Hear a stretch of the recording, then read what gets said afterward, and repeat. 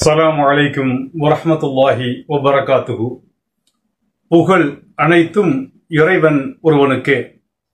அன்பிற்கினிய இஸ்லாமிய சொந்தங்களே, நேற்று தியாகத் திருநாளை கொண்டாடியவர்களுக்கும் இன்று தியாகத் திருநாளை கொண்டாடி கொண்டிருப்பவர்களுக்கும் நமது மனமார்ந்த தியாகத் திருநாள் வாழ்த்துக்களை தெரிவித்துக் கொள்கிறோம்.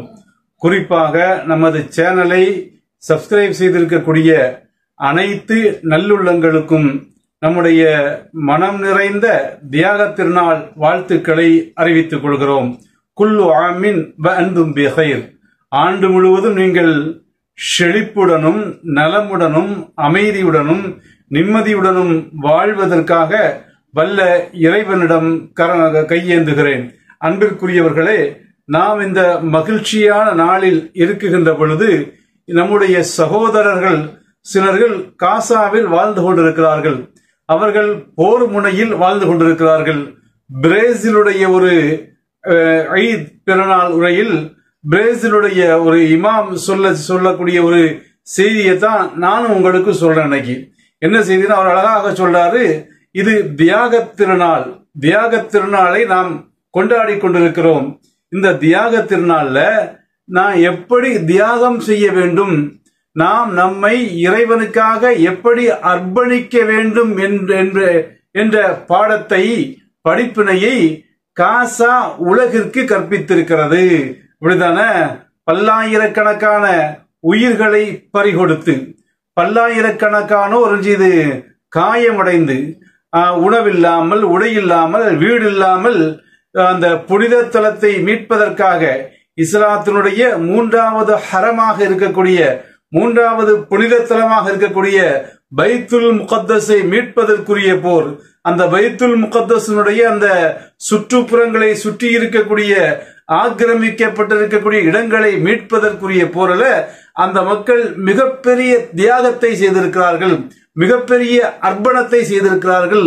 ஒரு முஸ்லிம் எப்படி தியாகம் செய்ய வேண்டும், எப்படி அர்ப்பணம் செய்ய வேண்டும் என்பதற்குரிய சரியான பாடத்தை, அழகிய பாடத்தை காசா இன்று ஒரு இஸ்லாமிய உலகிற்கு கற்று தந்திருக்கிறது என்று யார் சொல்றா? பிரேசிலுடைய ஒரு இமாமும் அவருடைய பிரேசிலுடைய அந்த பெருநாள் உரையில் என்ன செய்கிறார்? இந்த விஷயங்களை எல்லாம் சுட்டி காட்டுகிறார். உண்மையிலேயே இது ஒரு பாடம் தான். அப்படித்தானே இஸ்லாம் எதிர்க்கப்படுகின்ற பொழுது, முஸ்லிம்கள் அழிக்கப்படுகின்ற பொழுது, இஸ்லாமிய நிலங்கள் ஆக்கிரமிக்கப்படுகின்ற பொழுது, முஸ்லிம்களுடைய உரிமைகள் பறிக்கப்படுகின்ற பொழுது, உலகில் எந்த மூலையிலே வாழக்கூடிய மக்களாக இருந்தாலும் அவர்கள் என்ன செய்ய வேண்டும் என்பதற்குரிய பாடத்தையும் படிப்பினையையும் தான் காசா நமக்கு கற்று தந்திருக்கிறது, காசா நமக்கு படித்து தந்திருக்கிறது.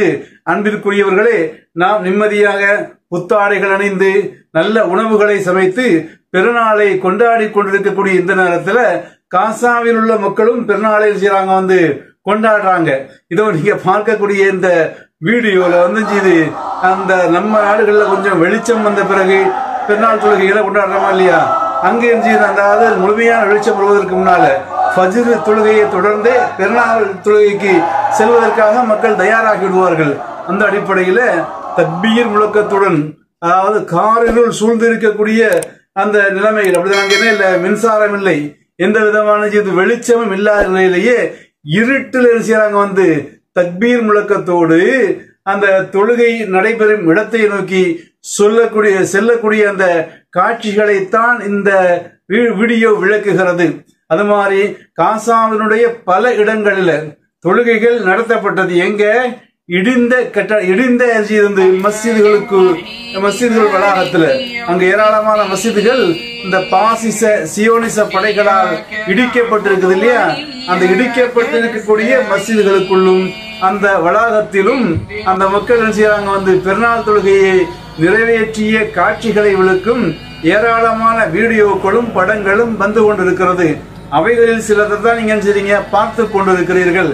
அன்பிற்குரியவர்களே, இந்த நிலையிலே அந்த மக்கள் இந்த பெருநாளை கொண்டாடினாலும் அடுத்த பெருநாள் வருகின்ற பொழுது அவர்கள் நாட்டை மீட்டவர்களாக சுதந்திர பாலஸ்தீனத்தில் வாழ்ந்து அடுத்த பெருநாளை கொண்டாடக்கூடியவர்களாக ஆக வேண்டும் என்பதற்காக நாம் அனைவரும் பிரார்த்திக்க கடமைப்பட்டிருக்கிறோம். இந்த நாம் பெருநாளை கொண்டாடி கொண்டிருக்கக்கூடிய இந்த நாளிலும் அந்த காசாவில் போர் நடைபெற்றுக் கொண்டிருக்கிறது. காசாவில் இஸ்ரேலிய சியோனிச படைகள் வான்வெளி தாக்குதல்களை தாக்கி அப்பாவிகளை அழித்துக் கொண்டிருக்கிறது. ஆனா அந்த போருடைய நிலைமையை பத்தி சொல்லணும்னாக்கா, இஸ்ரேலுடைய ரிசர்வ் படையினுடைய ஒரு தளபதி இஸ்ஹாக் பிரேக் என்பவர் நேற்று சில செய்திகளை சொல்லி இருக்கிறாரு. அதுல அவர் தெளிவாக சொல்றாரு, ஹிஸ்புல்லாவுடன் நாம் மோதுகிறோம் என்று சொல்லிக்கொண்டு தொடர்ந்து இஸ்ரேலை நாம் அழித்துக் கொண்டிருக்கிறோம், எரித்துக் கொண்டிருக்கிறோம். ஹிஸ்புல்லாவுக்கு எதிராக நீங்கள் எடுக்கக்கூடிய ஒவ்வொரு நடவடிக்கையும் இஸ்ரேலை எரிக்கும் நடவடிக்கையாக, இஸ்ரேலை அழிக்கும் நடவடிக்கையாக மாறிக்கொண்டிருக்கிறது என்று அந்த ரிசர்வ் படையினுடைய தலைவர்களில் ஒருவராக இருக்கக்கூடிய இஸ்ரேல் ரிசர்வ் படையினுடைய தலைவர்களில் ஒருவராக இருக்கக்கூடிய இஸ்ஹாக் பிரேக் நேற்று சொல்லி இருக்கிறார்கள். அது மாதிரி காசாவில் நம்ம போர் செய்யறோம் சொல்றோம். ஆனா போரினுடைய எந்த இலக்கையும் நம்ம என்ன செய்யல, காசாவில இன்னைக்கு வரையில் எட்டவும் என்ன செய்யாது, முடியாது. காசாவில போர் நிரந்தர தொடர்ந்து நடைபெறுவது என்பது அந்த நெத்தன்யாகுனுடைய சுயநலத்திற்காக, அவன் தனது பதவியை தற்காத்துக் கொள்வதற்காக, அவன் சிறை செல்வதிலிருந்து தப்புவதற்காகத்தான் அந்த காசாவில் போர் தொடர்ந்து நடைபெற்றுக் கொண்டிருக்கிறது. அது மாதிரி இஸ்ரேலுடைய பலமிக்க படையாக இருந்த இஸ்ரேலுடைய படை வலிமையை இந்த போர்ல நம்ம இழந்துட்டோம். இப்ப நம்ம என்ன இல்லைனாக்கா, ஹமாஸை வெல்வதற்குரிய எந்த வலிமையும் இல்லை, ஹமாஸை நம்மளால செய்ய முடியாது, வெல்ல முடியாது என்று அந்த இஸ்ரேலுடைய ரிசர்வ் படையினுடைய தலைவர் சொல்லி இருக்கக்கூடிய செய்தியை பார்க்க முடிகிறது. அது மாதிரி ரஃபாவில் நடக்கக்கூடியவைகள் வெட்கி தலைகுனிய வைப்பதாக அமைகிறது.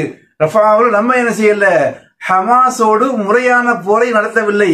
அவர்கள் திட்டமிட்டு நம்மை குறிவைத்து தாக்குகிறார்கள். நம்முடைய வீரர்களை யாரு, ஹமாஸ் வீரர்கள் தான் செய்யறாங்க, கொண்டு கொண்டிருக்கிறார்கள். இந்த நிலைமை தான் இந்த ஒவ்வொரு நாளும் நாம் அந்த இதுல பெருநாள் கொண்டாட்டங்கள் இருந்தாலும் கூட போர் முனையில இருக்கக்கூடிய அந்த மக்கள் அரபாவுடைய நாளுடைய அந்த காலையில என்ன செய்யறாங்கன்னாக்கா, ஒரு மிகப்பெரிய தாக்குதலை இஸ்ரேலிய படைகளுக்கு எதிராக நடத்துறாங்க. இஸ்ரேலுடைய அந்த புகழ்பெற்ற தொழில்நுட்பம் என்று சொல்லக்கூடிய மிகப்பெரிய அந்த நமீர் டேங்க்னு சொல்லுவாங்க, அந்த புலி டேங்க்னு சொல்லுவாங்க, அந்த டேங்குக்குள்ள இருந்த அந்த டேங்கை அழித்து 25 ஏசி ஏவுகணைகளை ஏவி அந்த டேங்கை அழித்து அதுக்குள்ள இருந்த 8 பேரை என்ன செய்யறாங்க, கொண்டிருக்கிறார்கள். அந்த டேங்குக்குள்ள இருந்து அவங்க எரிந்து சாம்பலாக இருக்கிறார்கள். இந்த நிகழ்ச்சி அந்த அரபாவுடைய நாளுடைய காலையில மிகப்பெரிய பதட்டத்தை இஸ்ரேலுக்குள்ள ஏற்படுத்தியது. இஸ்ரேலிய பிரதமர் சொன்னாரு, இஸ்ரேலிய படை தளபதி சொன்னார், எங்களுக்கு மிகுந்த மனவேதனை ஏற்பட்டிருக்கிறது, மிகுந்த இழப்பை நாங்கள் சந்தித்திருக்கிறோம் என்று அவர் சொல்லும் அளவுக்கு அந்த நாளுடைய அந்த தாக்குதல் அமைந்திருந்தது. இப்படி பல முனைகளில் இருந்தும் தாக்குதல் தொடர்ந்து கொண்டிருக்கிறது. அன்பிற்குரியவர்களே, இது போன்ற செய்திகளை நமக்கு நேரம் கிடைக்கும் போதெல்லாம் உங்களோடு இன்ஷா அல்லாஹ் பகிர்ந்து கொள்வோம். இவைகள் பயனுள்ள செய்திகளாக இருக்கிறது என்று கருதக்கூடியவர்கள் நம்முடைய சேனலை சப்ஸ்கிரைப் செய்து இணைந்து கொள்ளுங்கள்.